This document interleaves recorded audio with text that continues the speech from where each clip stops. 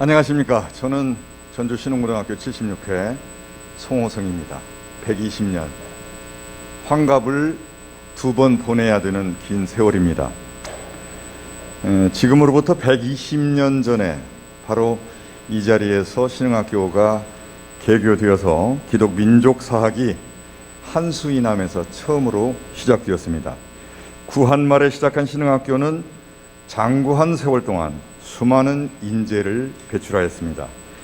그들이 한국 근현대사 고비고비에 국가와 민족을 위해서 헌신함으로써 오늘의 대한민국이 되도록 하는데 기여했음은 두말할 나위가 없습니다.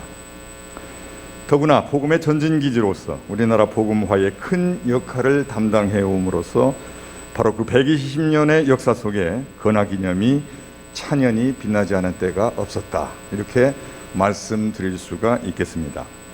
120주년을 맞는 이 기쁨을 가급적 많은 분들과 함께 나누고 새로운 도약을 기약하는 모교가 되길 기원하는 마음을 담아서 오늘 이 시간 저희는 신흥학교의 현재를 살펴보면서 미래를 준비하도록 하는데 도움이 되는 시간을 갖고자 합니다. 이 자리에 정영택 총동문회장, 이미종 신흥고등학교 교장, 이용규 총동문회 명예회장이 함께했습니다. 안녕하세요. 반갑습니다. 예, 신흥학교 교장 선생님은 이 세 분 중에서 가장 기쁜 마음이 크시겠다는 생각이 듭니다. 그러지 않습니까? 예, 그렇습니다. 우리 신흥학교가 120주년이 됐습니다. 네. 우리 전주 신흥학교 동문만이 아니라 이 지역사회의 자랑이고 대한민국의 자랑이 될 수 있는 학교라고 생각합니다. 많은 그 교장 선생님들이 있지만 120주년의 학교 교장으로서 역할을 감당하는 게 그 보통 일은 아니거든요. 예, 굉장히 영광스러운 일이지요. 네네. 많이 부족하지만 이 120년 이 기점을 해서 다시 한번 도약할 수 있는 꿈을 꾸겠습니다. 네, 듬직한 마음이 듭니다. 이 120주년이 갖는 의미가 있을 텐데요. 교장 선생님이 보실 때 어떤 의미라고 생각을 하십니까? 예, 120년 전에 우리 신흥학교는 김창국이라는 한 학생으로 시작했습니다. 네. 한강 이남의 최초의 학교라는 이름도 붙어 있습니다. 그런 의미에서 120년은 우리 신흥학교의 굉장히 중요한 역사적 시점이라고 생각합니다. 우리가 90년사를 발견했는데요. 네. 100년사를 이제 꿈꾸었습니다. 100년사를 쓰면서 90년사에서 부족한 부분, 또 채워야 될 부분, 오류가 있다면 그것을 좀 바로잡는 부분들을 해서 100년사를 집필하고자 했으나 그러지 못했습니다. 그런데 올해 120년사를 집필하게 되어서 네. 굉장히 중요한 신흥학교 역사적 정리라고 생각합니다. 네. 또 120년은 아까 이제 우리 사회자님도 말씀하셨듯이 이제 우리 동양인들이 그 60갑자 2번 이렇게 돌아가는 때라고 그렇죠. 얘기하고 있지 예. 않습니까? 이주갑이라고 하죠. 이주갑. 네. 예, 그렇습니다. 그래서 이 120년의 역사의 그 시점, 이 시점을 통해서 그동안에 우리가 낡은 것은 좀 툴툴 털어버리고 네. 또 좋은 전통은 잘 이어가고 네. 또 새롭게 비상할 수 있는 그 시점이 120주년이다, 이렇게 생각하고 있습니다. 네. 이 120주년 행사를 갖는 이 마당에 저희들이 또 이렇게 마스크를 끼고 있습니다. 이것도 대단한 상징성이 있는 게 아닌가. 조속히 마스크를 벗고 우리가 자유롭게 생활하면 좋을 텐데 120주년 이후에 신흥학교가 그렇게 새롭게 변모하는 미래를 개척해 나가길 바라는 마음이 간절합니다. 아무튼 120년 동안에 우리 신흥학교가 지역사회에 끼친 영향, 또 뭐 성과, 이런 것들은 다른 어느 학교와 비교할 수 없을 정도로 클 걸로 생각되는데 우리 동문 회장님께서 어떤 성과와 업적이 있었는지 말씀해 주시죠. 네, 구체적인 것은 지금 앞에서 세미나, 학술에서 세미나 이런 데를 통해서 많이 조명이 되고 있습니다. 네. 근데 그분들이 우리 총동문 그동안에 120년 동안 배출된 5만여 동문들 중에 한 분들입니다. 그래서 그분들의 조명은 학술 세미나를 통해서 밝히고, 그 동문들이 나오기까지 우리 학교의 건화기념도학과 빛과 소금이 되는 그런 사회의 동량으로서 중요한 그 밑거름이 됐지만, 네. 또 우리 신흥학교의 또 그런 중요한 모토는 지인용입니다. 네. 이 지인용이라는 그 모토를 저희 동문들이 마음에 새기고 있기 때문에 그런 훌륭한 동문들이 나오지 않았는가 생각을 합니다. 네.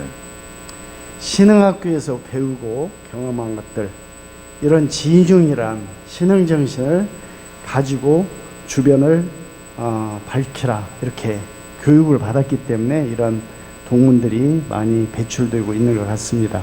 네. 앞서 이제 소금과 빛이 되라는 가르침 속에서 많은 동문이 배출됐다라고 하는 말씀하셨잖아요. 제 네. 지역사회에 우리 동문들이 나오셔가지고 소금 역할, 빛 역할 하실 수 있다는 것만으로 얼마나 많은 역할을 끼쳤나, 선한 영향력을 끼쳤나 하는 것을 생각해 볼 수 있겠다는 생각이 드는군요. 네. 예. 그리고 신흥학교 120주년을 앞두고 도심 그 곳곳에 플래카드가 걸려 있는데 120년 동안 대한민국과 함께했습니다. 이런 내용의 글이 적혀 있거든요. 예, 이게 쉬운 일은 아니에요, 사실. 대한민국과 어느 특정의 학교가 120년을 함께했다라고 자부심이 잔뜩 담겨 있는 내용의 글귀를 올렸는데요. 그만큼 그 이유가 타당하게 있었기 때문이 아닌가. 우리 명예회장님이시죠? 총동문회 이용규 명예회장께서 한번 말씀해 주시죠. 예, 대한민국과 함께했습니다라는 의미, 그 말에 함축된 의미가 다 포함됐다고 생각합니다. 그건 우리 신흥학교가 일제 강점기, 또 6.25 전쟁, 또 한국 현대사에서 민주화의 격동기 속에서 오늘날에 이르기까지 우리 신흥인들, 신흥학교 졸업생들이 역사의 현장에 있었기 때문에 이런 말씀을 감히 드릴 수 있다고 생각합니다. 네. 저 120년 전에 레이놀즈 선교사와 김창국 학생, 학생이 한 명이고 또 스승도 한 분이셨겠죠. 그렇게 해서 신흥학교가 태동이 됐었는데 당시에 선교사들이 이 지역에 신흥학교를 세웠을 때는 뚜렷한 건화기념이 있으셨을 거예요. 그 건화기념이 무엇인지, 그리고 신흥학교의 정신이 있다면 그게 무엇인지 우리 교장 선생님께서 설명해 주시죠. 예, 우리 신흥학교의 건화기념은 하나님을 경외하고 세상의 빛과 소금이 되는 사람을 기른다입니다. 역시 빛과 소금이죠. 빛을 내려면 자기를 태워야 합니다. 네, 네. 소금도 부패를 막으려면 자신을 녹여야 합니다. 이 속에는 섬김과 희생이라고 하는 정신이 스며 있습니다. 이게 선교사님들이 초창기 건화기념으로 세웠을 것인데요. 거기에서 그치지 않고 우리 한국인 선생님들과 함께 지인용이라고 하는 교훈을 세웠습니다. 지인용, 네. 진리를 탐구하고 사랑을 실천하고 네. 정의를 실현한다, 이렇게 풀이할 수 있는데요. 예. 우리 신흥학교 역사를 보면 3.13 전주난세운동이나 신사참배 거부와 아주 잦은 폐교, 그리고 광주 민주화 운동에 발맞춰서 우리 고등학교로서는 유일하게 우리 신흥학교가 5.27 민주화 운동을 일으켰습니다. 네. 이 일련의 과정을 보면 우리 신흥학교의 정신은 기독 정신을 바탕으로 해서 그곳에 우리 민족과 함께하는 민족 정신, 그리고 거기에 더하여 민주화의 열망을 가졌던 그런 민주 정신, 이 세 정신이 신흥학교의 피 속에, 그리고 전통 속에 지속적으로 이렇게 흐르고 있다고 생각합니다. 예. 일제 강점기에 신사참배를 거부했었잖아요. 네. 그 정신이 이제 오롯이 내려와서 1980년도 5.27 학생 민주화 운동으로 이어졌다 이렇게 볼 수 있는 예, 것이겠군요. 그렇습니다. 예, 신사참배 거부를 당시 어린 학생들이 했었다라고 하는 것이 우리에게는 큰 자부심으로 마음속에 새겨져 있습니다. 어떻습니까, 이영규 회장님? 예, 사실 그 신사참배 거부라는 것이 우리들이 지금 생각하기에 이렇게 지금 와서 이렇게 생각을 해보면 단순한 문제는 아닐 것 같습니다. 일제 강점기에 총칼 앞에서 우리 신앙을 지킨다고 우리 선배님들께서 신사참배 거부한 것은 학교의 폐교하고도 관계되어 있었기 때문에 굉장히 중요한 문제였다고 생각을 합니다. 네. 여기에 대해서는 우리 신흥 90년사를 빌려서 잠깐 말씀을 드리면은 1937년 7월 7일에 중일전쟁이 발발을 했는데요. 그해 매달 6일에 신사참배를 하라고 그 일제에서 지시가 있었습니다. 그 당시에 우리 신흥학교 학생과 기린학교 학생들은 다가공원에 있는 신사에 참배를 강요를 당해서 학생들이 신사 참배를 갔었습니다. 그런데 거기에서 일제 순사들의 구령에 맞춰서 신사 참배를 하는데 우리 신흥학교 학생들이 자기 신앙을 지키기 위해서 신사 참배를 거부를 했습니다. 네. 그래서 그 순사들이 다시 재차 구령을 해서 신사 참배를 강요했으나 이마저도 거부를 했기 때문에 신사 참배장이 난장판이 되었고 우리 기존 학생들은 그 자리에서 엎드려서 우는 학생, 뭐 이렇게 앉아서 우는 학생 이렇게 많았다고 이렇게 기록이 네. 되어 있던 것 같습니다. 이것은 우리 선배님들께서 우리 신앙을 지키기 위해서 신사참배를 거부한 건 또 그렇게 함으로 인해서 우리 신학교가 폐교를 당할 위기에 처했으나 우리 신학교 선생님들께서 잦은 폐교를 결정하여서 우리 신학교가 폐교당한 걸로 그렇게 기록이 되어 있습니다. 120년 역사 가운데 폐교 기간이 있는 거예요. 예. 가슴 아프지만 그게 우리의 또 자랑스러운 흔적으로 남아 있습니다. 그렇죠. 우리의 아픔이 어떻게 보면 아픔을 통해서 기쁨으로 승화될 수 있는 시기이기도 하다. 이런 생각을 가져볼 수도 있겠습니다. 예. 올해가 이제 신흥학교의 개교 120주년, 그리고 5.18이 광주 민주항쟁이죠. 40주년.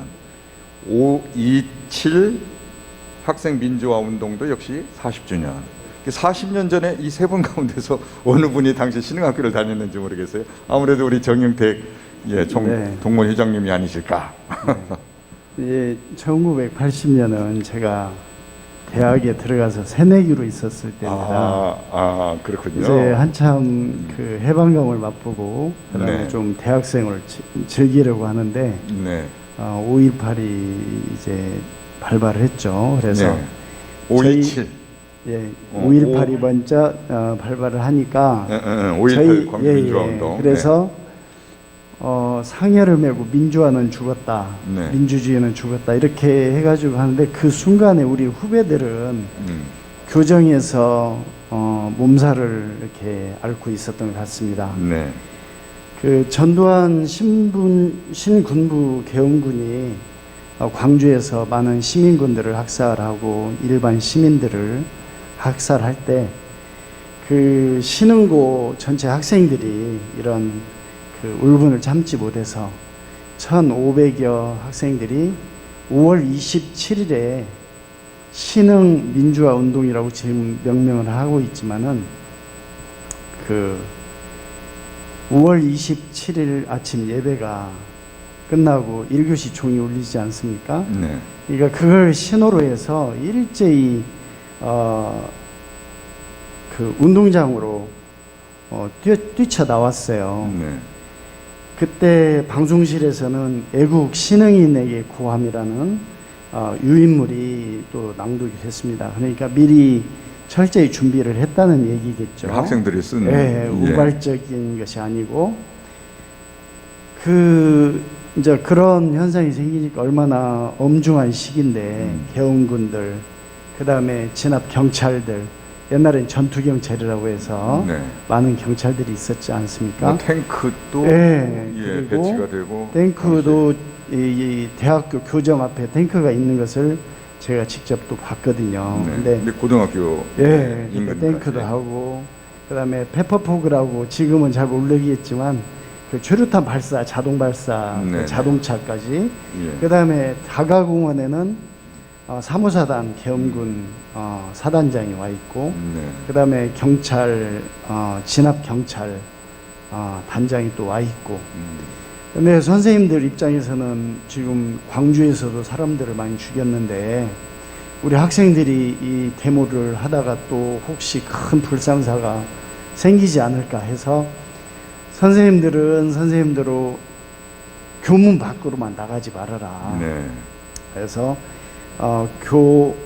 교내에서 이제 전두환 물러가라, 뭐 비상계엄 해제하라, 독재 타도 민주 수호 이렇게 목이 터져라 외치면서 네. 교내 시위를 하게 됩니다. 그 여파로 5월 28일부터 6월 1일까지 5일까지 학교 문을 또 한 번 닫게 됩니다. 우리 역사의 이제 두 번째 문을 닫게 됐는데, 그때 선생님들이 또 피해를 당하셨어요.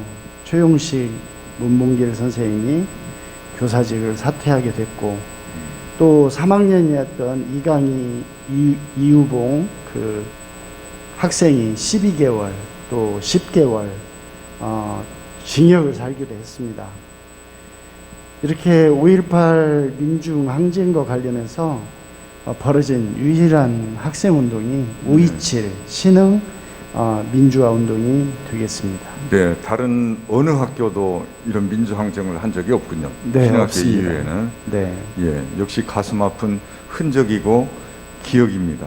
또 아픔이 스며 있지만 그 아픔 속에 신흥학교의 장래가 보장되는 게 아닌가 똑같은 생각을 합니다. 예, 우리 신사참배 겁으로 학교가 몇 년간 쉬었던 기간이 예, 우리의 더 밝은 미래를 담보하는 것처럼 말이죠. 자, 우리 신흥학교 그런 아픔들을 딛고 국건이 120주년을 맞고 있는데 그 사이에 많은 인물들이 배출되었습니다. 이용규 회장님이 아마 그런 인물들을 잘 아실 것 같아요.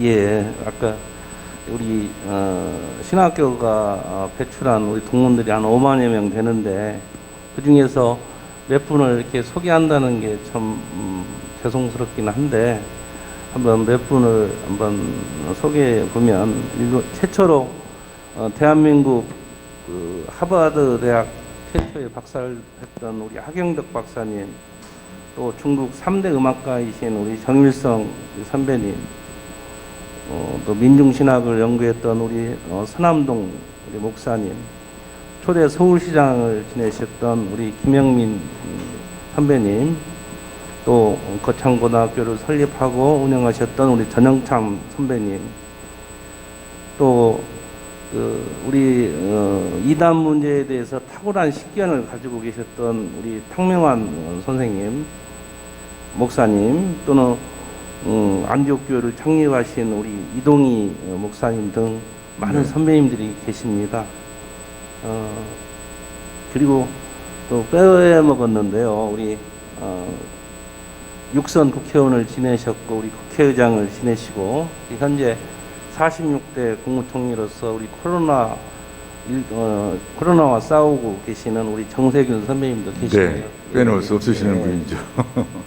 예. 아, 이 코로나 정말 걱정입니다. 120주년 행사 끝내고 온전히 다 사라지길 바라는 마음이 간절합니다. 사실 이 코로나가 이제 어느 정도 잠잠해진 상황 속에서 이 120주년 행사를 학교에서 또 동문위에서 준비를 했었단 말이죠. 그때는 정말 다양한 행사 그리고 시민들과 같이 할 수 있는 그런 행사를 기획했던 걸로 알고 있는데 그런 것들이 이제 전면 수정이 됐어요. 참 안타까운 일입니다. 어떻게 준비를 했었는지요? 예, 정영택 총동문위장님 말씀해 주시죠. 일단은 그 우리 이미종 교장 선생님이 학술적인 세미나를 많이 준비를 했습니다. 월요일에서 금요일까지 많은 세미나를 120년을 아우를 수 있는 이런 의미에서 세미나를 준비를 했는데, 저희 동문회에서는 그것을 피날레를 장식할 수 있는 행사, 음악회, 축제를 토요일로 오늘로 이렇게 기획을 했었습니다. 근데 사회적 거리두기하고 그다음에 코로나19 그런 때문에 비대면으로 이렇게 축소하고 이렇게 네. 행사를 하게 됐습니다. 120주년을 우리 신흥 동문회와 또 전주 시민, 또 더 나아가서 우리 신흥학교의 역사를 같이 하는 여러 기관, 또 주변에 계신 분들 계신데도 불구하고 그 비대면으로밖에 할 수가 없는 그런 형편이 되었습니다. 세미나는 교육, 선교, 학생운동 이렇게 세 가지로 했었는데, 그 외에도 그 동문 선후배 재학생하고 장래를 고민하고 설계하는 멘토 멘티 행사, 또 원로 선배님들하고 같이 하는 기념 토크쇼, 이런 것들이 우리 동문들의 자부심을 더욱 증진시키고 함양시키는 그런 행사일 거라고 생각을 했습니다. 근데 어쩔 수 없이 이런 비대면 언택트로 이렇게 진행을 하게 됐습니다. 이 자리를 빌어서 여러 가지로 애써주신 관계자 여러분께 감사의 말씀을 올립니다. 네, 비대면이지만 상호 간의 마음속에서 흐르는 건 아주 접촉력이 강하고, 예, 대면보다도 더 끈끈한 그런 내용으로 서로 오고 갈 줄 믿습니다. 그래서 우리 120주년의 의미가 더 크게 부각되는 행사가 될 것이다. 이 비대면, 우리 지금 토크쇼도 진행을 하고 있습니다. 좀 관중이 없는 가운데. 그렇지만 이 영상물은 앞으로 10년, 50년, 100년 혹은 더 이상 그렇게 가면서 끈끈하게 신흥학교에 대한 아름다운 이야기들이 전달될 걸로 생각이 됩니다. 자, 120주년을 맞아서 이것저것 얘기를 해보면서 이제 한없이 얘기할 수 없거든요. 하루 종일 얘기해도 이야기할 거리는 무궁무진하겠지만, 이제 장래의 비전을 우리가 생각을 해보면서 정리를 해야 될 것 같습니다. 아무래도 교장 선생님께서 비전 제시를 해 주십시오. 예. 오늘 우리 선생님들뿐만 아니라 이 지역사회 연구가들, 그리고 기존에 우리 학교에 계셨던 선생님들, 또 많은 그 선교사님들과 함께 각 분야, 특히 이제 선교 분야, 교육 분야, 학생운동 분야, 이렇게 세 부분으로 나누어서 저희들이 깊게 120년들을 성찰해 봤습니다. 이를 바탕으로 해서 우리 신흥학교는 새롭게 도약을 해야 될 때다, 이렇게 생각을 하는데요. 특히 인문계 고등학교에서는 대학 입시라고 하는 그 울타리에서 크게 벗어날 수가 없습니다. 그렇지만 우리 신흥학교만의 큰 장점이 있습니다.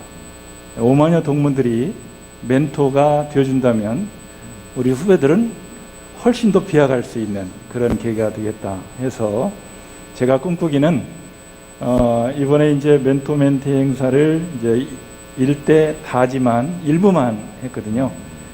앞으로 우리 동문, 5만 동문과 우리 전체 학생들 1대1 멘토, 이걸 한번 꿈꾸고 싶습니다. 네. 그래서 온라인이 됐든 오프라인이 됐든 우리 동문들은 좀 끌어주고, 네. 우리 이제 학생들은 거기에 따라서 더 열심히 공부하는 학생, 그래서 미래 200년의 신흥을 빛낼 수 있는 학생으로 성장해 갈 수 있도록 했으면 좋겠다. 이게 이제 제가 꿈꾸는 거고요. 또 하나는 21세기는 우리 선생님으로만 불가능합니다. 선생님들이 가르치는 것 가지고는 어렵다는 판단을 합니다. 그래서 이 지역사회와 함께하는 교육공동체, 그것을 우리는 이제 마을 교육공동체라고 표현하는데요. 우리 학교 이외에 이 지역에 아주 유수한 그 교육 기반 시설이 있습니다. 그래서 그 시설들과 함께하는 학교, 예를 들면 전북대나 전주대에 아주 좋은 교수님들과 함께하는 진로진학 프로그램, 또 그 무형유산원이나 뭐 전주문화원이나 역사박물관이나, 그리고 특히 우리 인문계고등학교에서 좀 소홀했던 부분이 이제 21세기의 테크노와 관련된 부분이거든요. 그래서 전북 테크노파크와 연계해서 IoT나 로봇이나 인공지능 분야는 거기에는 연구원들이 좀 와서 우리 학생들에게 강의할 수 있는 기회를 이렇게 만들었었는데, 코로나 상황 때문에 그 일을 하지 못했습니다. 그게 이제 아쉬운데요. 앞으로 좀 그렇게 적극적으로 좀 공부를 했으면 좋겠다 하는 것이고요. 마지막으로 우리 신흥학교가 그동안에 120년 동안에 이뤄낸 이 성과라면 성과, 업적이라면 업적이 있습니다. 이 부분을 이제는 우리 걸로만 그치지 아니하고 우리 지구촌과 나눌 수 있는 그런 꿈을 꿔봤으면 좋겠다. 그래서 이제 우리 고등학교, 중학교 선생님들과는 이 강당, 그리고 이제 다시 지을 체육관, 이 공간들을 좀 임대해서 이 지역사회와 함께해서 꿈꾼다면 우리 신흥학교가 120년을 기점으로 해서 해외 선교학교, 신흥학교 분교도 한번 만들어 봤으면 좋겠다. 그런 꿈을 꾸고 있습니다. 그래서 우리 학생들이 교류도 하고 그 지역의 어려운 학생들을 데리고 와서 여기서 교육시켜 가지고 다시 되돌려보내서 그 지역 사이에 그 인천 지구촌에 선한 영향력을 끼칠 수 있다면 우리가 120년을 통해서 얻어낸 성과를 이제는 이 전 지구촌과 함께 나눌 수 있지 않겠나. 네. 이렇게 꿈꾸기를 해보고 있습니다. 역시 빛과 소금의 역할이군요. 예, 그렇습니다. 예. 이렇게 참 120주년 맞아서 신흥학교의 현재와 미래를 점검을 해봤습니다. 아쉽지만 마무리해야 될 것 같습니다.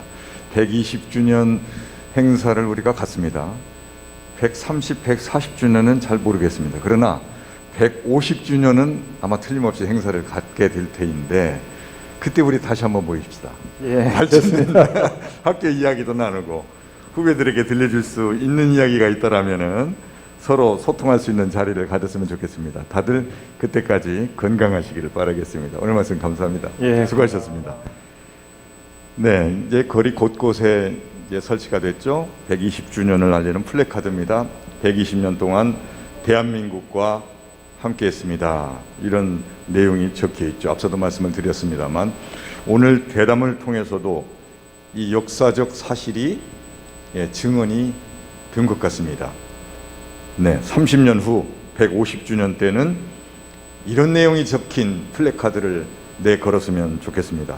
신흥학교는 온 인류와 함께했습니다. 이렇게 말이죠. 네, 인류 건강복지에 이바지하는 신약 개발을 해내는 인물도 배출되고요.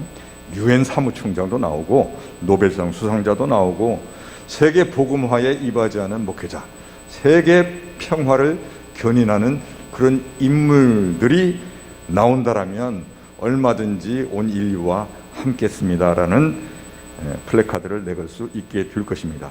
120년 전 선교사들이 이 척박한 땅에 세운 신흥학교가 세계 만민에게 이익을 주는 하나님의 교육 동산이 되길 간절히 기도하면서 오늘 신흥학교 120주년을 맞아서 마련한 특별 토크쇼 1부를 여기서 마칩니다. 감사합니다.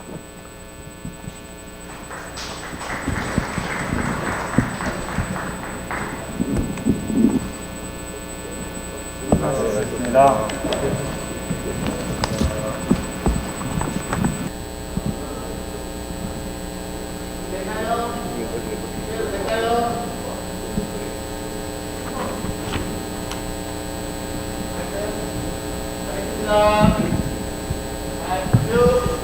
네, 신흥학교 120주년 기념 특별 토크쇼 1부에 이어서 2부 순서로 이어지겠습니다. 신흥 120년 역사 속에 우리나라 발전에 영향을 끼친 인물이 참으로 많습니다. 여러 가지 여건상 이 자리에서는 세 분만 선정해서 그들의 행적을 더듬어 보는 시간을 갖도록 하겠습니다. 우리나라 신학부문과 교육부문 그리고 행정부문에서 선한 영향력을 끼치신 분들이 되겠습니다. 신학계의 서남동 목사님, 교육계의 전창영 교장 선생님, 행정계의 김형민 초대 서울시장입니다. 네, 70년대 세계 신학계에서는 특별한 신학들이 이렇게 일어나게 돼요. 유럽에서는 정치신학, 남미에서는 해방신학, 북미에서는 흑인신학이 이제 활발해지던 때인데 우리나라에서도 민중신학이라고 하는 것이 나옵니다. 그래서 서구 신학계로부터 한국의 대표 신학이다 뭐 이렇게 평을 듣던 때가 있었는데 민중신학을 일군 인물이 바로 우리 동문입니다. 죽재 서남동 목사님이신데요. 어느 분이 말씀을 해주시겠습니까? 네, 마이크를 살려주세요. 제가 하면 됩니다. 네, 제가 먼저 말씀드리겠습니다. 서남동 목사님은 우리 신흥학교가 배출한 아주 훌륭한 목회자이자 신학자이십니다. 예. 먼저 그 서 목사님의 호를 보면은 죽재라고 되어 있거든요. 그 죽재라는 아호는 서동문 목사님의 은사이신 김계준 목사님이 지어줬다고 합니다. 그 서남동 그 목사님이 돌아가시기 2개월 전쯤 그 아호를 받았다고 그래요. 그래서 아호를 보면은 그 은사님이 그 서남동 목사님의 그 인품을 충분히 반영했다고 생각이 듭니다. 그 죽재라는 그 한문을 보면은 대죽자하고 집재자인데 여기에는 용모와 뜻이 밝고 항상 깨끗하고 네. 지조와 마음은 곧고 또 비어 있고 학문은 넓다 이런 뜻이 담겨 있다고 그럽니다. 그래서 평소 때 자기 제자를 판단할 때 이렇게 생각하면서 죽재라는 그런 아호를 지어줬다고 합니다. 네. 예색하세요. 그런데 아호를 받으시고 예. 예, 암으로 돌아가신 걸로 알고 있습니다. 예, 이분이 84년도 7월달에 돌아가셨는데 아마 치유장암으로 네.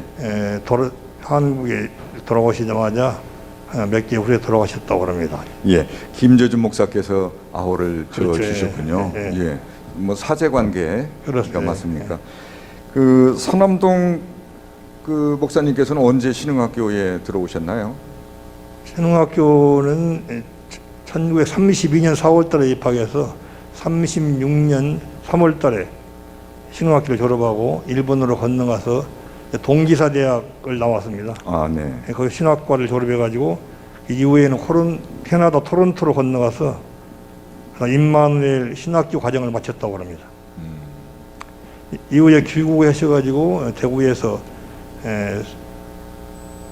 그 제1교회나 범어교회나 또 동문교회에서 목회를 하셨고 그 이후에 지금 한신대학교라고 부르는 옛날 한국신학대학교와 연세대학교에서 강의를 맡으셨다고 합니다.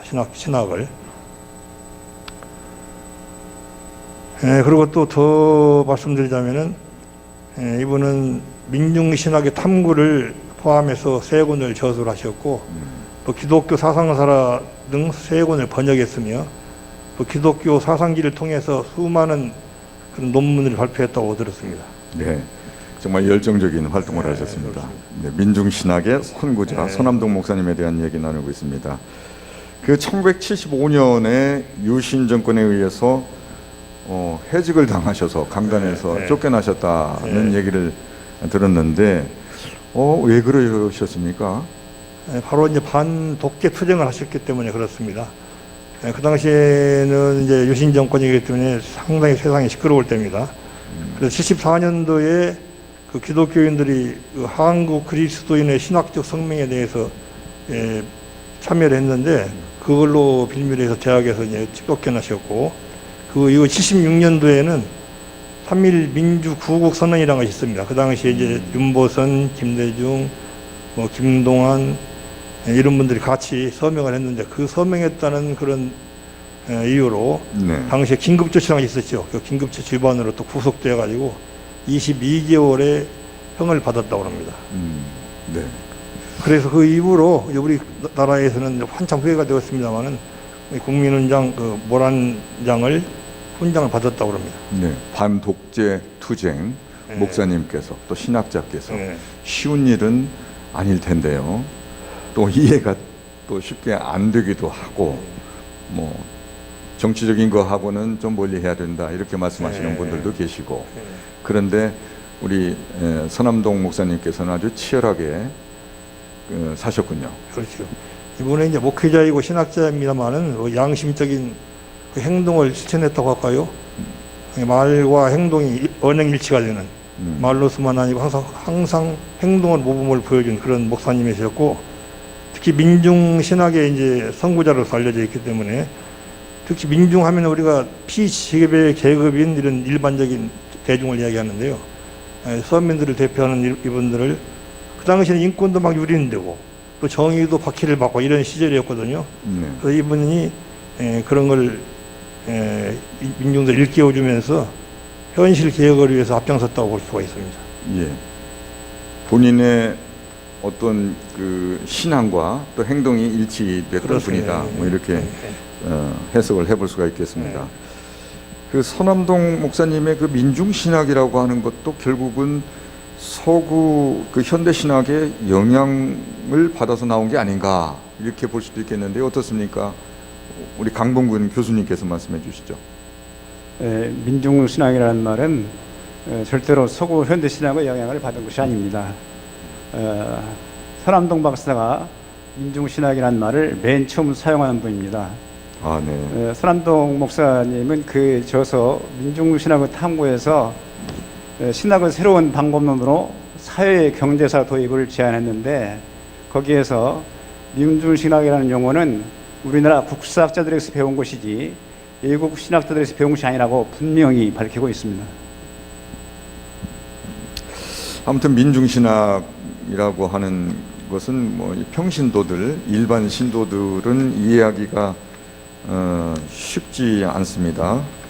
네, 뭐 신앙적으로도 여전히 난해한 그러한 부분이 될 터인데요. 저희들이 어떻게 이 민중신학을 이해할 수 있을까요? 좀 쉽게 설명을 해주시고 그 서남동 목사님의 그 행적을 통해서 저희들이 알 수 있게 보충 설명을 해주시면 좋겠습니다. 서 목사님은 마가복음서를 설명하면서 예수님은 예루살렘이 아닌 갈릴리에서 선교를 하셨는데 예루살렘은 지배자들, 귀주들 그런 사람들이 살고 있는 중심지, 서울이죠. 그런데 갈릴리는 귀주들이 아닌 농민과 어부들이 살고 있었다는 점을 들어서 예수님은 민중의 땅에서 민중 선교를 하면서 하나님의 나라를 선포했다 그렇게 말하고 있습니다. 민중신학은 바로 여기에 근거한다 그렇게 볼 수 있습니다. 신일균 우리 명예회장님께서 앞서 함석헌 목사님하고도 뭐 교분이 있는 그런 내용의 말씀을 주셨는데요. 함석헌 그 선생님의 경우에 CR 사상인가요? 그러면 이 민중 신학이 CR 사상과 어떤 연관성이 있는 것 아닌가? 상관관계가 어떤 것인가 하는 생각도 드는데 여기에 대해서는 우리 정옥동 선생님께서 좀 말씀해 주실 수 있을지 모르겠습니다.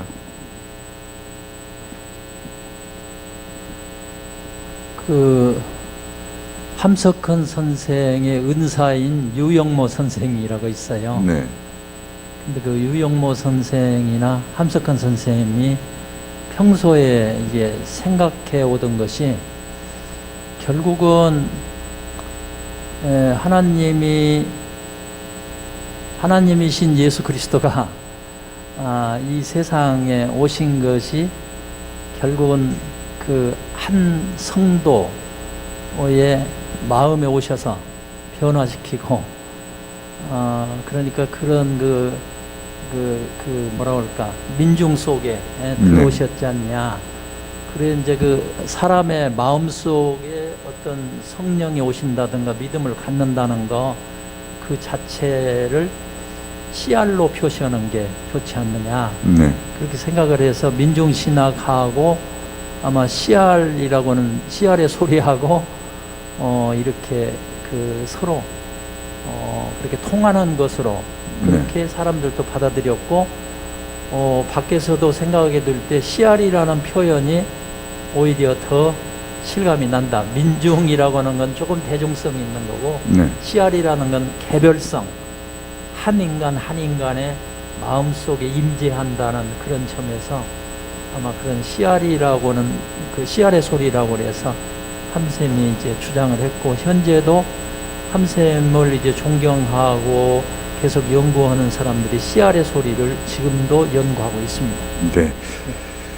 우리는 서남동 그 목사님 동문에 대한 이야기 나누고 있습니다. 민중 신학.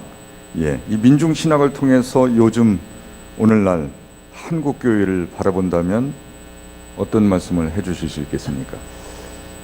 사실은 그 군사 독재가 끝나고 지금 한국 경우에 굉장히 민주화 이렇게 발전을 하고 있습니다. 그러니까 민주화가 이렇게 그 사회적으로 계속 이렇게 진전을 하게 되니까 그때 억압되고 소외되고 억눌리고 했던 그 민중이 지금 이 시대에 뭐 언제든지 발언권을 가지고 이야기도 할 수 있고 사회 활동할 수 있고 그렇기 때문에 민중 신학이 점점 희석되어가는 그런 형편이 됐습니다.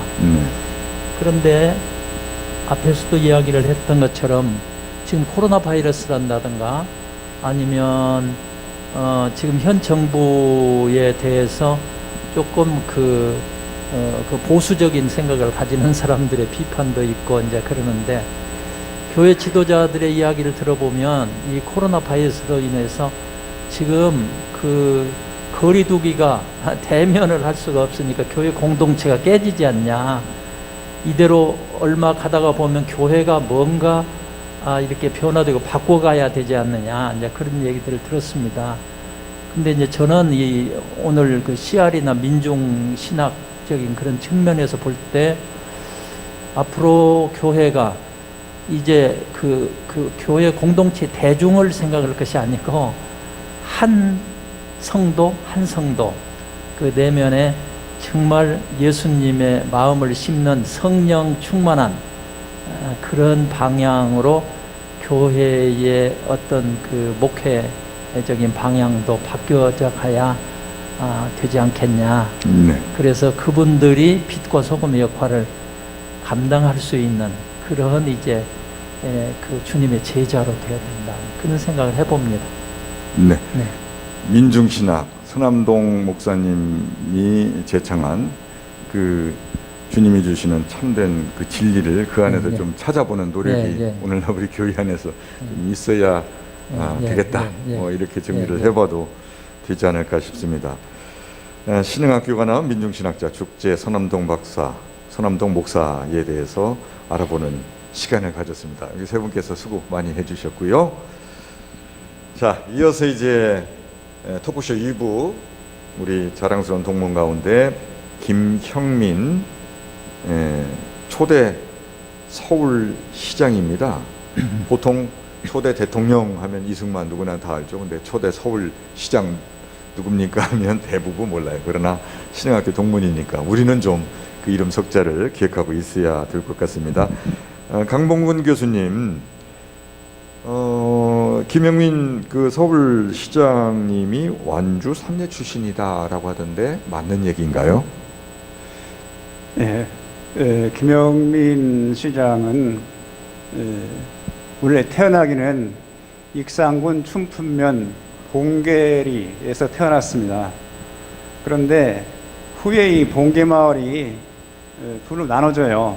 완주군 삼례읍 어전리 봉계마을, 익산군 춘풍면 인수리 봉계마을, 그렇게 나눠져갖고 이제 그 사람들이 뭐 출신에 대해서 여러 가지 얘기를 하지만은 제가 보기에는 원래는 춘풍면이었는데 그것이 완주군과 익산군으로 나눠지면서 그가 살았던 집이 바로 삼례읍 어전리 봉계마을로 그렇게 된 것으로 볼 수 있습니다.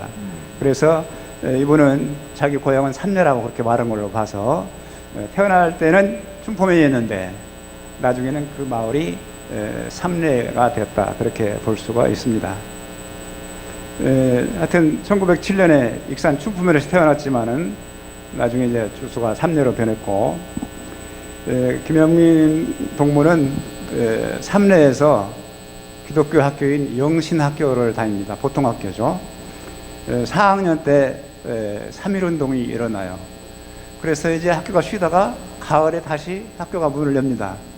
바로 그때 그 큰아버지인 김은규 목사라고 하는 분이 너는 신흥학교로 가라.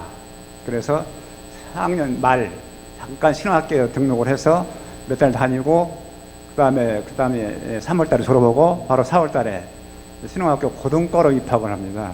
그래서 1920년 4월에 입학을 해가지고 1924년 3월에 신흥학교 고등과를 졸업을 합니다. 특히 이 김문규 목사님은 신흥학교 당시 임시교장이었던 레이널드 목사님하고 굉장히 친했어요. 같이 선교 활동을 같이 다녔거든요. 그래서 자신을 그 아주 친한 레이널드 목사님이 있는 신흥학교에 편입을 시킨 것이고요. 그렇게 해서 신흥학교를 졸업한 김영민 동무는 1924년에 이제 한 6개월 쉬고 그 가을에 또 큰아버지가 주선을 해줘가지고 광주 숭일학교 역시 미션스쿨이죠. 거기 보통과 4학년 담임으로 발령을 받습니다. 그때 그 김영민 동문의 말에 의하면은 신흥학교 1호 졸업생, 그러니까 최초의 신흥인 김창국 목사의 아들도 자기가 다니는 반에 있었다고 합니다. 그리고 자기 큰아버지 역시 최초의 신흥인 김창국 목사하고 아주 절친한 사이였다, 그렇게 얘기를 하고 있습니다. 이렇게 광주에서 1년 반 교사하다가 이제 도 배움이 갈급해가지고 유학을 갑니다.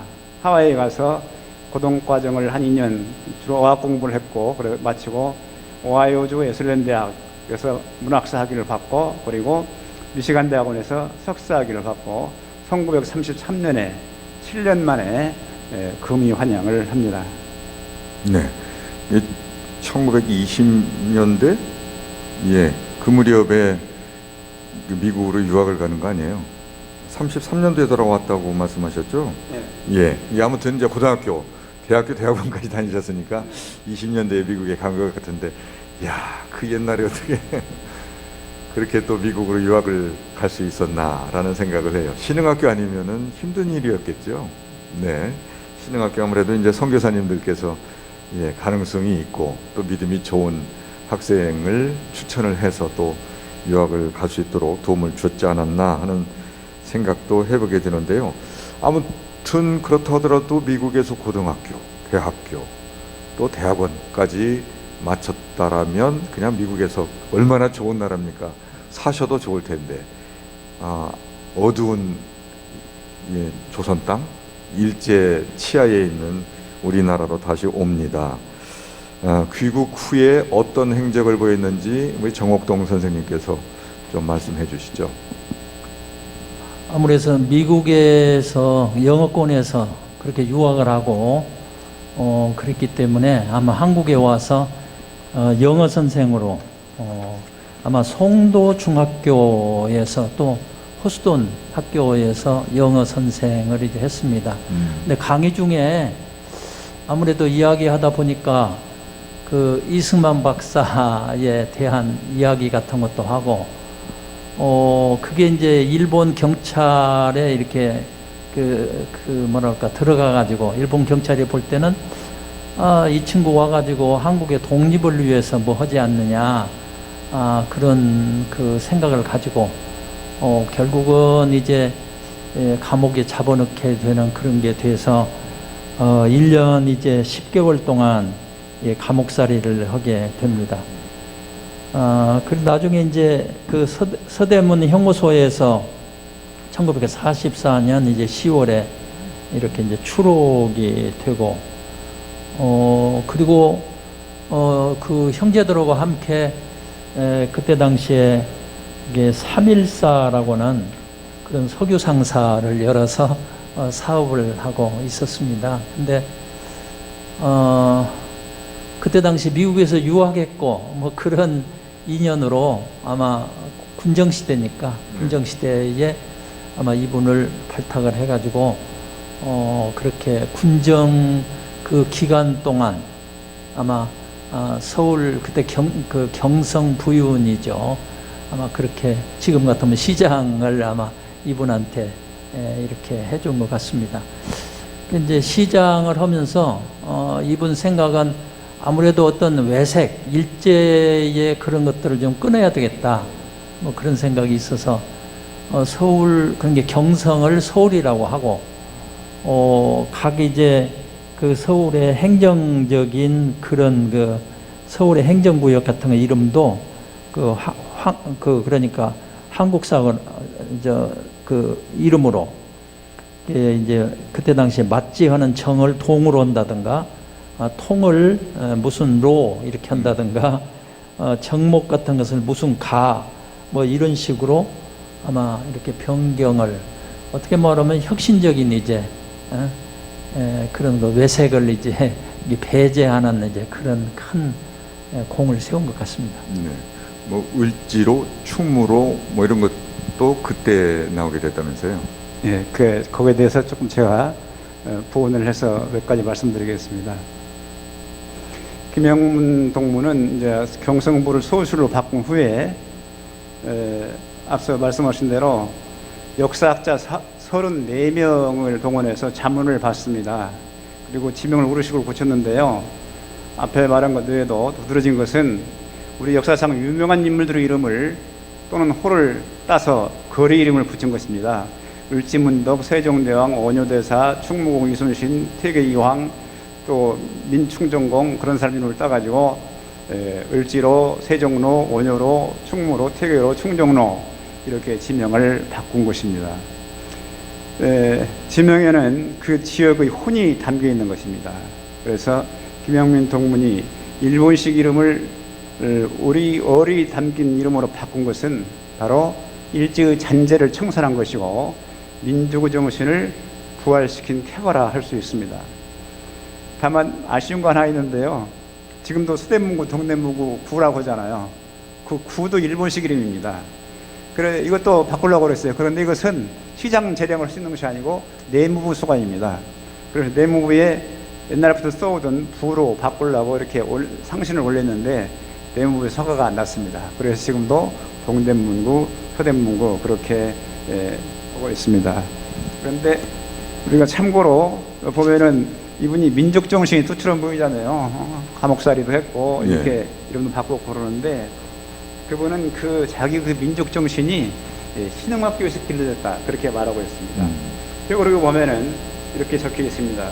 내가 신흥학교 고등과에서 배운 것은 강한 민족주의 의식이었다.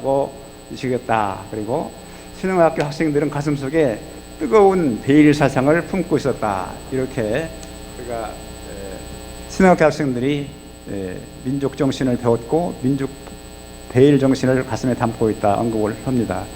그런 정신이 결국 그가 감옥 생활을 하게 만들었고 또 서울시장 되자마자 일제의 잔재를 청산하고 우리 민족의 어리 담긴 그런 지명을 만든 것이 아닌가 생각이 듭니다.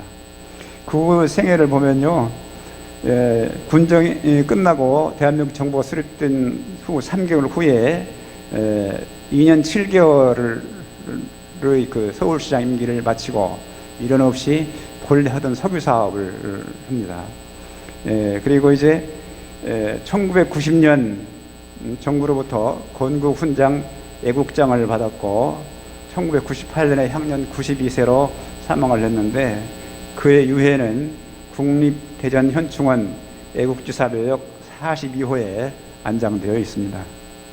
네, 강범근 교수님께서는 직접 만나보시기도 하셨죠? 그렇죠. 90년사 쓰면서 1989년도에 그가 사는 서울 압구정동 현대아파트 4층 가서 전편담을 한 적도 있습니다. 그 3일 상사 석유의 가게인데 그 이름이 재미있더라고요. 특별한 이유가 있던데. 네, 그분 말이 하면은 3일 할 때 3자는 우리 그냥 석삼자인데 그건 3년을 뜻하는 말이라고 그래요. 3년에서 온 제일 가는 회사 그런 뜻이랍니다. 네, 그 3일 그 독립 정신이 담겨 있는 그러한 그 이름인 줄 알았는데 뜻밖이었습니다. 그러나 우리 김영민 서울시장은 그 항일 의식이 투철했고 또 민족 정신이 투철했던 그런 분이셨던 건 분명한 것 같습니다. 그런데 미 군정이 당시에 그 요인들을 세울 때 일제에 부역했던 사람들이 대부분 중요한 자리로 가게 됐었지 않습니까? 그래서 오늘날 또 재평가하는 그런 운동도 있기도 하는 경우가 있는데, 이분의 경우에는 그냥 반일 정신에 투철하신 분이에요. 그런 분이 서울시장을 됐고, 그게 이제 일제 잔재를 없애는 계기가 또 되었던 것이라서 우리 후배들 입장에서는 너무나 다행스러운 일이다는 생각을 갖게 됩니다. 친일 인사가 아닌데 서울시장이 될 수도 있었던 당시에 정치적 상황이 아니었나. 무조건 그냥 친일 인사만 그때 기용을 했었던 건 아니다. 사정이 있었던 것이구나라고 하는 생각도 가져보게 됩니다.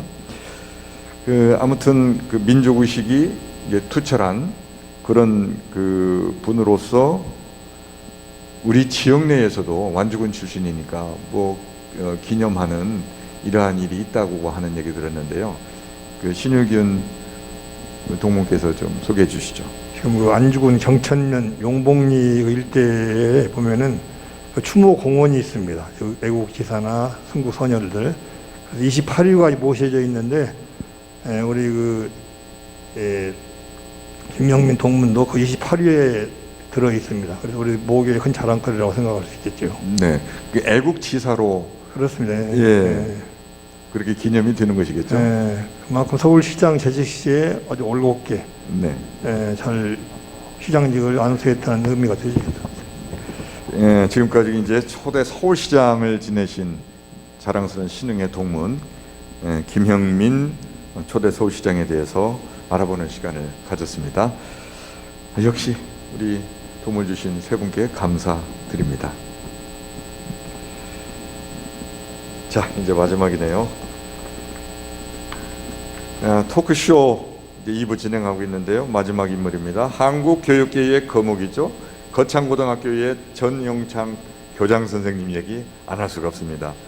정옥동 선생님, 정영창 교장 선생님을 실제 가까이에서 많이 뵈셨었죠? 마이크 가까이 대시고요.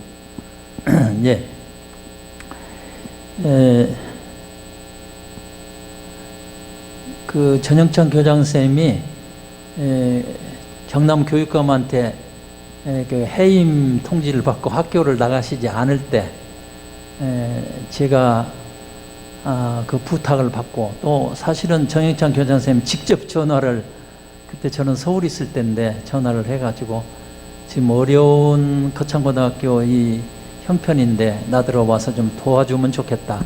저는 도울 그런 능력도 없습니다. 그런데 이분이 너무 간곡하게 이야기했기 때문에 거기에 참여를 하게 됐습니다.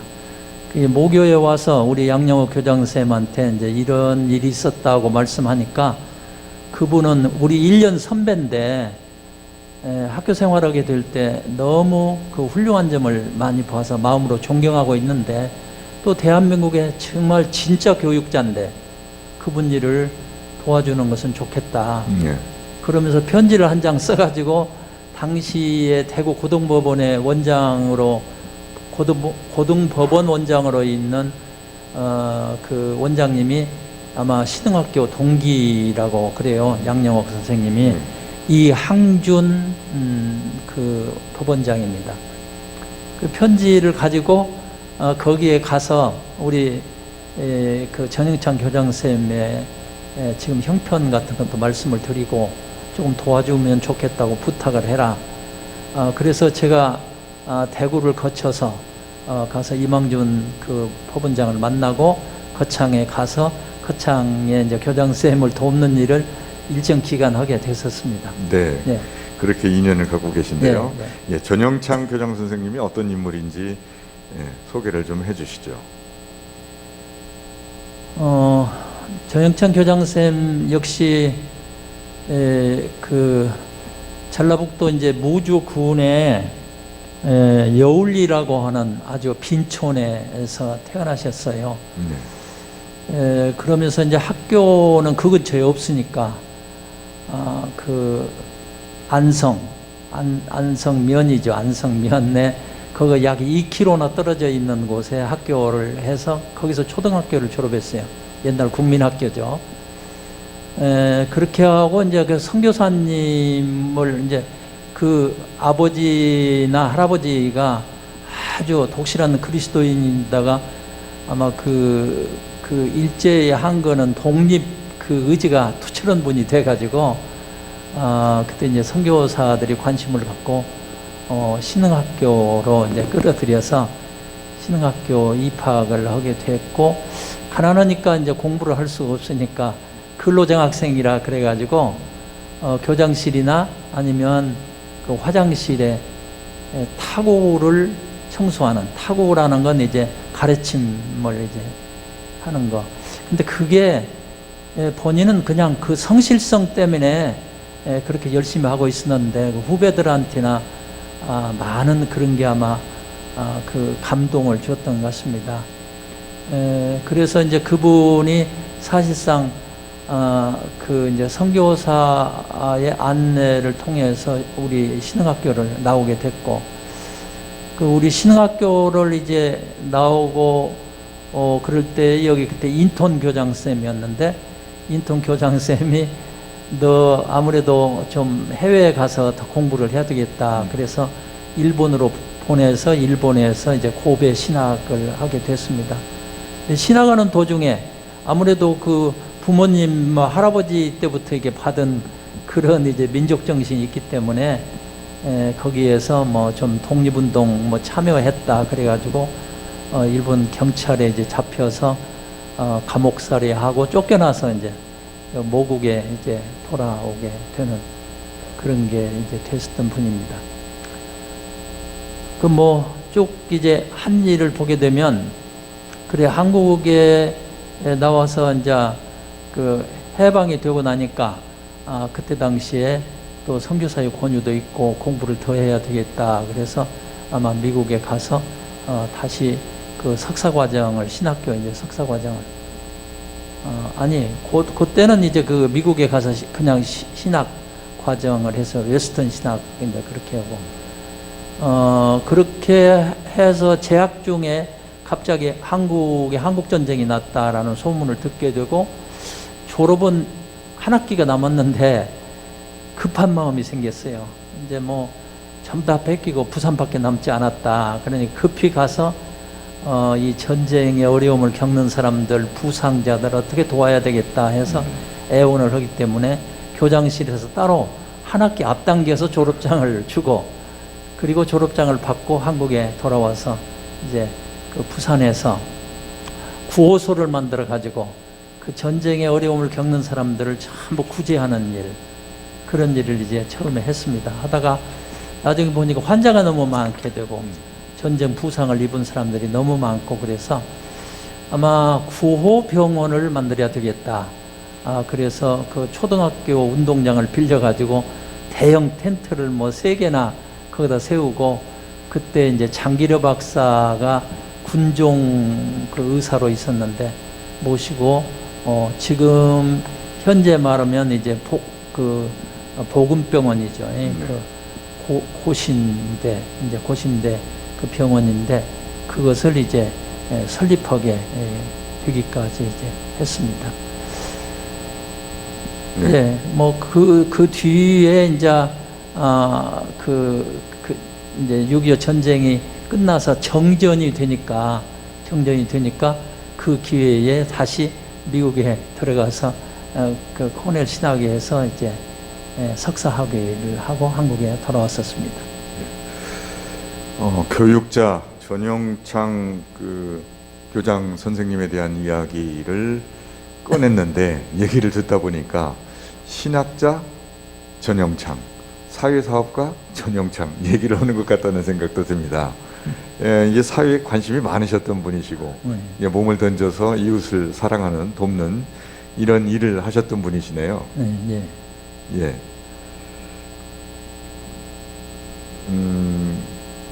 거기에서 쭉 그렇지만 이분이 이제 그 석사 과정을 하고 한국에 돌아왔을 때 인턴 교장이 이제 그 우리 장평화 교장 선생님한테 신흥학교는 이제 인계하고 그때 대전대학, 지금은 한남대학이죠.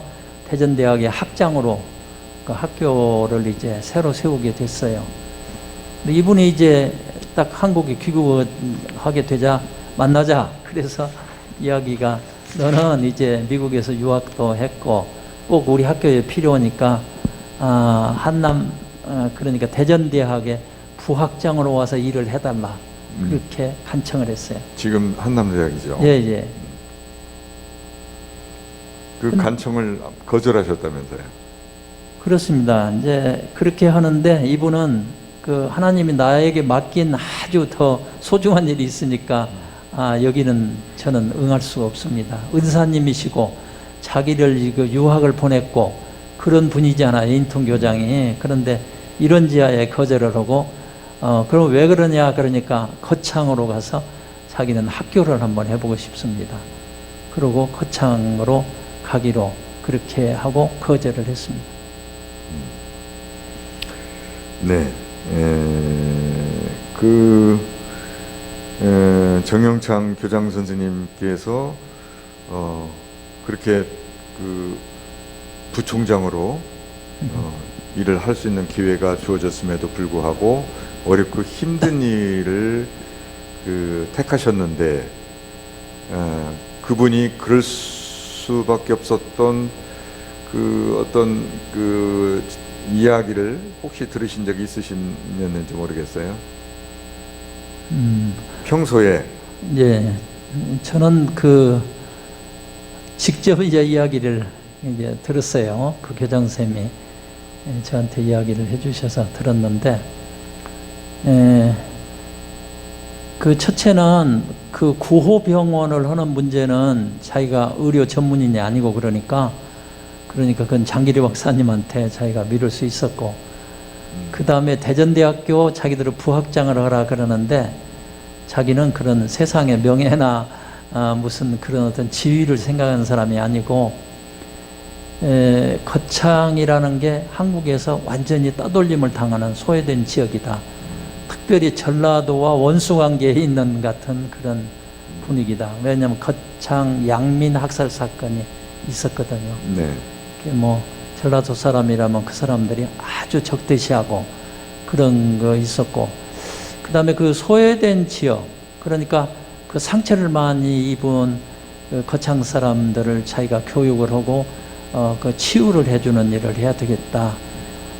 그래서 아마 하나님 앞에 기도하고 자기는 거창에 가서 학교를 이제 하겠다고는 생각을 하게 된 것 같습니다. 네. 근데 어려운 일이 많아서 예. 교직원들 그 급여를 50%만 줄 수밖에 없었던 상황도 맞닥뜨리면서 지내셨더라고요. 예, 예. 학교를 그 외국의 지원을 받아가지고 원래 그게 농고였는데 공립학교였는데 학교가 폐교가 됐어요. 그래서 선교사들의 지원을 받아서 해외에서 인수를 맡아가지고 했는데 도저히 운영이 안 되니까 거의 폐교되는 그 무렵에 전영창 교장선생님에 가서 내가 운영해 보겠다.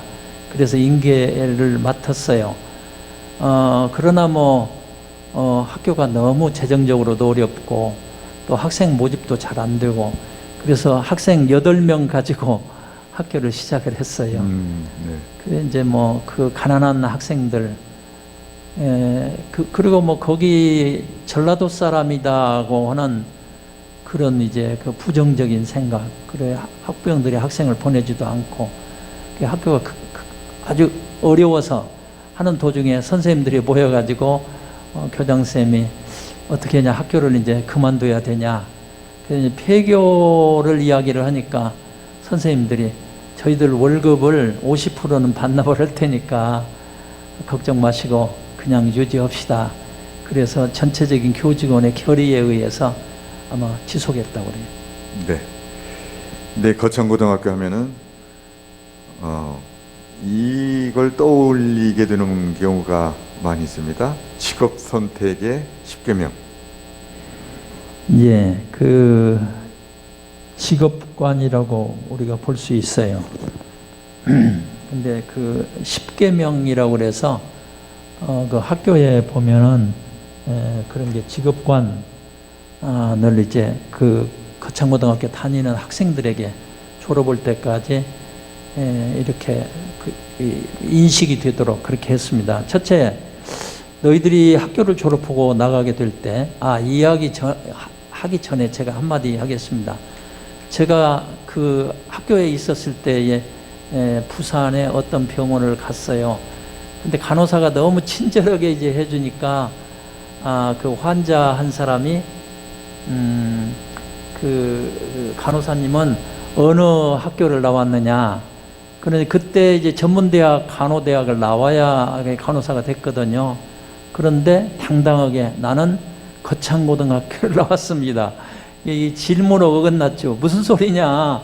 나는 간호대학 어디 나왔느냐 물어봤다. 그러니까 저는 정말로 자랑스러운 거창고등학교를 나왔기 때문에 저는 어디 가든지 거창고 나온 것을 자랑스럽게 말합니다. 그랬다 그래요. 이제 그럴 만큼 그 학생들이 자부심을 거기 출신들이 가졌어요. 근데 직업관이 월급이 적은 쪽을 택하라. 돈 많이 주는 대로 가지 말라는 것이죠. 둘째 번은 내가 원하는 곳이 아니라 나를 필요로 하는 곳을 택하라. 그 다음에 승진의 기회가 거의 없는 곳을 택해서 가라. 모든 조건이 갖추어진 곳을 피하고 처음부터 시작하는 황무지를 택해라. 앞다투어서 모여드는 곳은 가지 말아라. 장래성이 전혀 없다는 곳을 택해서 가라. 사회적인 존경을 받을 수 없는 곳을 찾아가라. 한가운데가 아니고 가장자리, 변두리로 가라. 부모나 아내나 약혼자가 반대하는 곳이면 그건 틀림없는 길이다. 왕관이 아니라 단두대가 기다리고 있는 곳으로 가라. 그런 직업관을 학생들에게 지도를 했습니다. 네, 직업관이라고 말씀하시는데 예. 직업선택 10계명으로 나와 예, 있더라고요. 그렇습니다. 직업선택 예, 10계명. 예, 예. 듣다 보니까 이 반대로 하면은 잘 되겠구나. 우리 세속적인 생각으로는 네. 그러잖아요. 월급이 적은 쪽을 선택하라. 예. 요즘 사실 그런 마음 가지고 직업을 찾는 경우가 어디 있습니까? 월급이 많은 곳을 찾기 마련이죠. 내가 원하는 곳이 아니라 나를 필요로 하는 곳으로 가라. 네, 참 이 직업 선택 10계명 속에 드러난 그 직업관, 전영참 교장 선생님의 직업관을 여실히 우리가 알아볼 수가 있겠고, 그의 교육관도 네. 우리가 자세하게 알아볼 수 있겠다 싶습니다. 한 가지 제가 거기 같이 있으면서 뭐 아주 절실히 감동됐던 것은 그런 성격은 같은 교육자지만 나 같은 건 도저히 닮을 수가 없는 건데 학생과 그 교장인 교사와의 관계가 어떠면 친구 같은 관계, 그 사랑의 정신 때문에 정말 이 신흥학교를 나오고 기독교 가정의 성장이기 때문에 사랑을 말로만이 아니라 실천하는 그런 사람, 격이 없이 예를 들면 거기에서 행사 가운데 상당히 그 중요한 행사가 1년에 봄하고 가을에 이 야외로 가서 그래서 이제 2박 3일로 이렇게 야유회를 하게 됩니다. 근데 거기에서 이제 여러 가지 레크레이션이 벌어지고 그러면 교장 선생님이 그때는 학생인지 선생인지 모를 만큼 그냥 동화돼 버립니다. 근데 그분이 학생들한테 곰이다 이제 그런 별명을 지었는데, 그런 이야기를 학생들이 이야기하면 그분은 막 헛웃음을 치면서 막 손을 들고 나는 곰이다. 학생들이 박수를 받고 그런 걸 봤어요. 그래서 얼마나 교육에 열정적이고 아이들을 사랑하고 정말 한 인격자로 아이들을 대하는 이제 그런 모습을 이제 봤습니다. 네. 훌륭한 교육자였다는 생각이 듭니다. 우리 전영창 그 교장 선생님, 거창고등학교, 예, 우리 동문에 대한 이야기를 하고 있는데요. 우리 그 두 분께서도 뭐 더 묻고 싶은 질문이 있으면 좀 이 기회에 해주시죠. 더 아시고 싶은 내용이 있으시면은. 제가 이제 정옥동 선생님의 이야기 듣고 궁금증이 좀 있었는데 사실은 왜 은사이신 인턴 대전대 학장 부학자의 파격적인 여부를 지금 해준 것이거든요. 뭐라고 할 때는. 근데 왜 이렇게 안 가셨는가 제가 궁금했는데 지금 설명을 다 하시니까 제가 이해가 가네요. 그리고 장기대 박사는 이제 제가 같은 의사 입장에서 직접 만나뵙지 못했지만 아주 슈바이츠 박사 같은 그런 인물이라고 평가를 하고 있습니다. 우리 의사 사회에서는. 또 그분이 뭐 실력이 의사로 좋다기보다는 정말로 제대로 인수를 베푸신 분이고 또 성직자 못지않은 그런 신앙심을 갖고 있다고 이렇게 알려져 있습니다. 그분이 평생 동안을 그냥 독자로 사셨다고 그래요. 홀몸으로 그냥. 아마 제가 월남오셨다고 들었는데 이제 본래 이제 결혼하셨지만은 월남에서는 혼자 사셨다는 얘기예요. 돌아가실 때까지 독신으로 그렇게 알고 있습니다. 아주 존경하는 분이라고 내가 말씀을 좀 드리고 싶네요.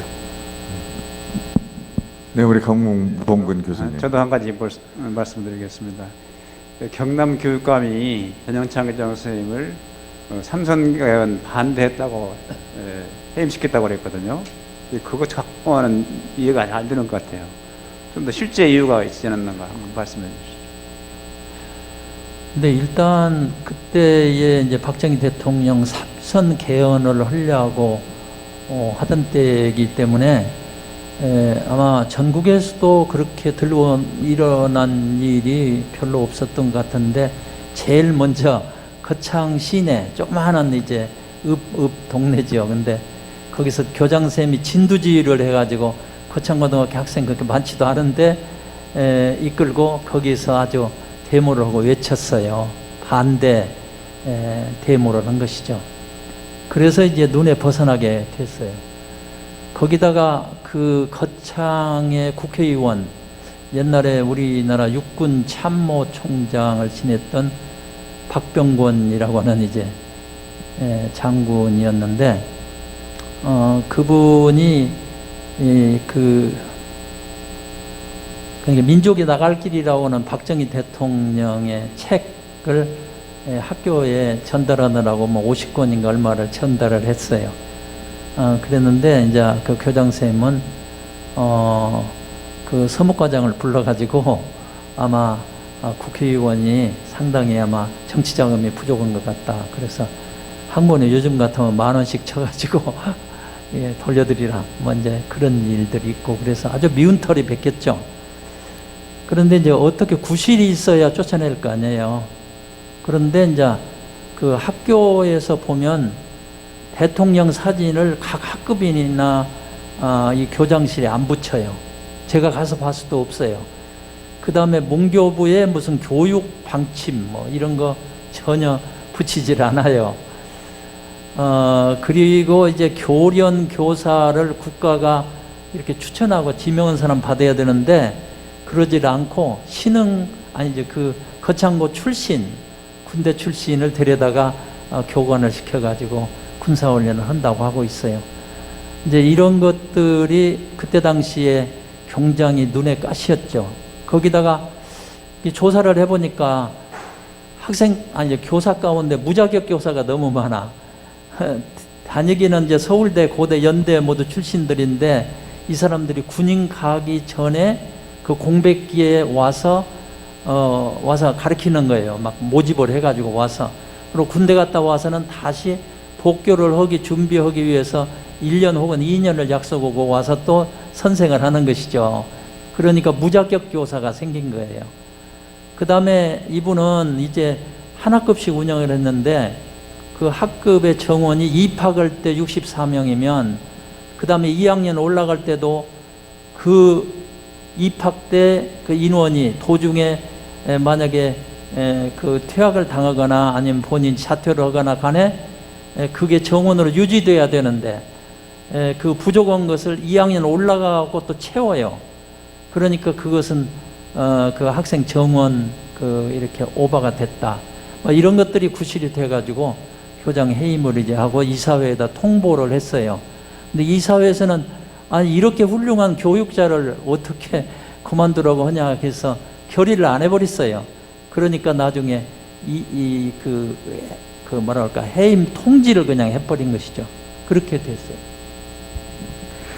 네, 그 전영창 교장 선생님 사모님과의 관계는 어떠셨나요?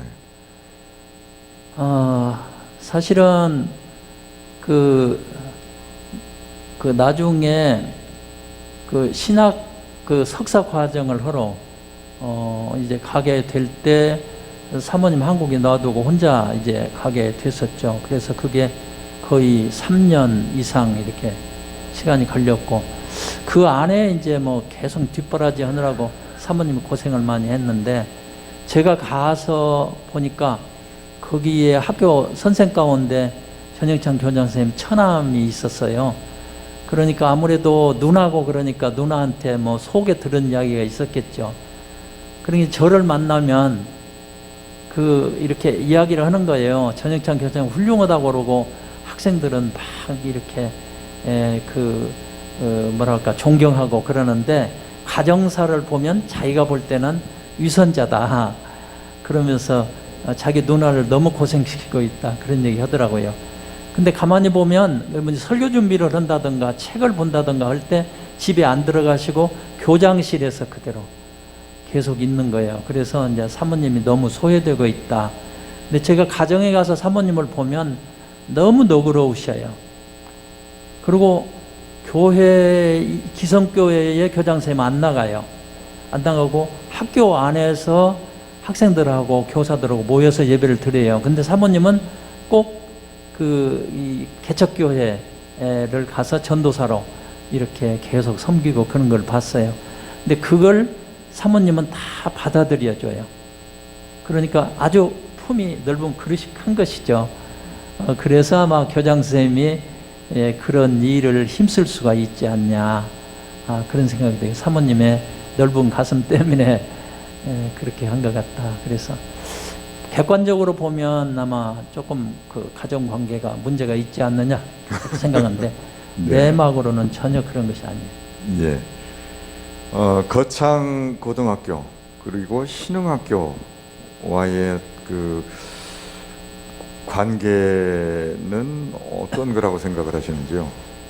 저는 그 신흥학교에 와서 인턴 교장 같은 분의 그 사랑으로 여기서 교육을 받았고, 또 외국에 유학도 했고, 그러니까 기본적인 것은 저는 그렇게 생각해요. 가정의 아버지나 할아버지의 영향, 그 다음에 신흥학교에 와서 정말 그 믿음으로 이렇게 성장했기 때문에 그분이 그렇게 고집하면서 거창고등학교를 이렇게 육성한 것이 아니냐. 그리고 거창고등학교는 제가 갔을 때도 그렇습니다만 서울의 인류대학에 많이 시골 학교인데도 많이 진학을 하게 되는 그런 훌륭한 학교를 만들었다고 생각해요. 이것이 결국은 우리 신흥학교가 배출한 훌륭한 믿음의 교육자라 저는 그렇게 생각하고 있습니다. 네, 역시 120년 역사 속에 또 교육자로서 또 우리가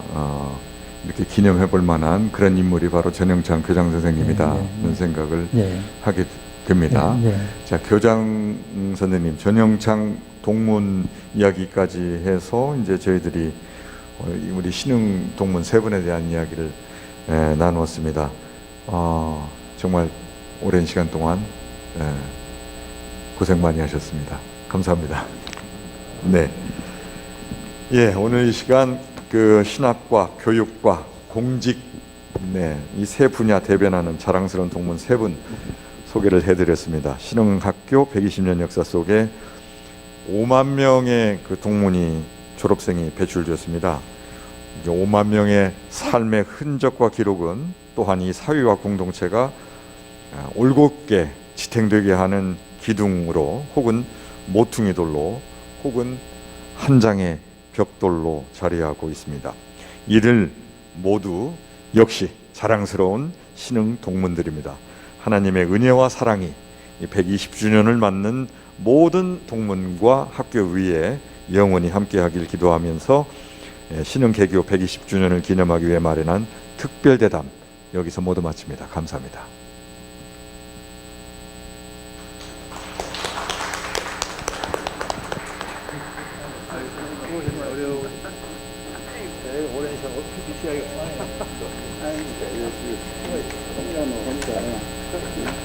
가지고 해줘가지고